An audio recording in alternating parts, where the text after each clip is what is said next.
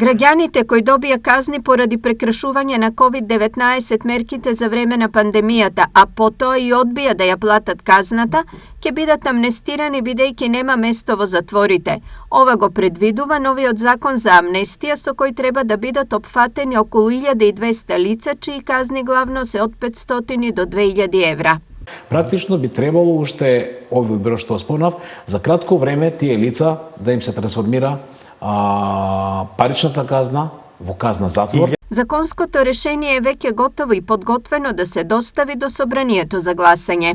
Законот треба да биде во собраниска процедура, и очекувам за краток временски период, затоа што мора да бидеме брзи, затоа што ако не го донесеме навреме законот за амнестија, тоа ќе биде задоцнето неговото донесување. Државата брза да донесе закон кој ќе ги спаси од затвор оние кои казните не ги платиле, но на оние кои тоа го сториле, парите нема да им се враќаат назад. Тие што се ја платиле казната ќе бидат како лица кои што на некој начин се оштетени. Практично се однесува амнестијата на лица на кои што ќе им биде трансформирана паричната казна во казна затвор. Овие лица кои што ја платиле веќе казната која што им е изречена и така натаму, јас е прашање за кое што може да се размислува, меѓутоа дефинитивно фокусот е врз овие лица во кои што треба да им се трансформира паричната казна во казна затвор.